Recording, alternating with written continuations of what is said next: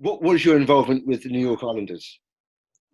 So one thing is a lot of the times when we have had, I should say, sorry, we've had a number of students from Trinidad and Tobago that have gotten scholarships to go to the US.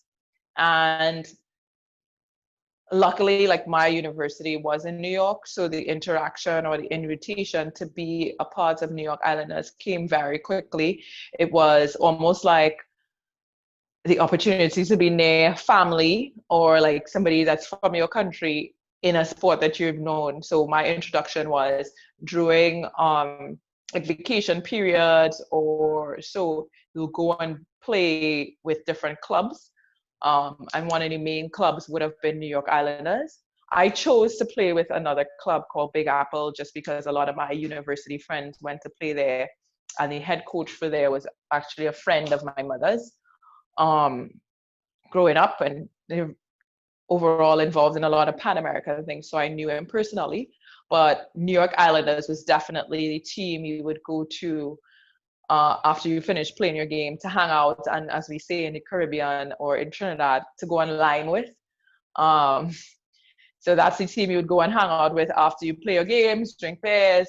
If I had to go and play for a fun team when my club was not going to like specific tournaments, that would be the first team I would go and play for if I had to play for another team. Because again, a lot of my friends were there, which were a lot of girls who were on scholarship or people you just know from in and around the arena.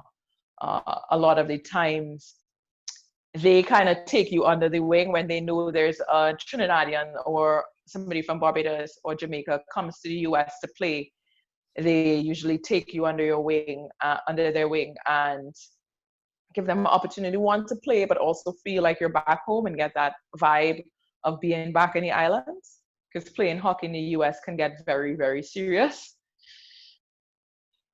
I've lived abroad a few times. Well, let's be honest, British people don't travel well. Not many of us go to live abroad, and those who do come back quite quickly.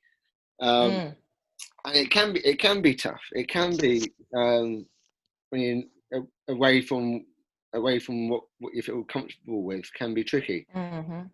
So it sounds like what you're telling me is that the social aspect was comforting in some way. Oh, for sure. I continue to say that when I left for university, I left going to practice with my club twice a week for about 2 hours. And then I walked into a system where they played 6 times a week or trained 6 times a week for 3 hours.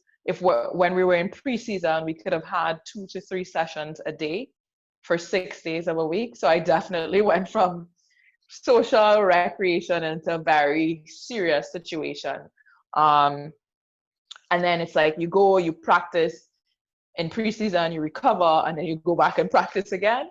And then once school starts and season starts, you practice, you go to class, you play a game, and then you start that rotation. Teams like the New York Islanders provided that outlet, like you go and play and you don't get yelled at or you don't get pulled off the starting lineup because you miss a ball.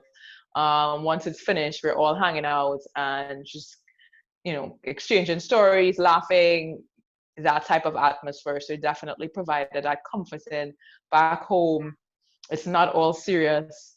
Just because you missed a ball, you will survive type of vibe of it's, yes, we're going to be competitive, but yes, we're also going to be competitive in our liming and like hanging out space.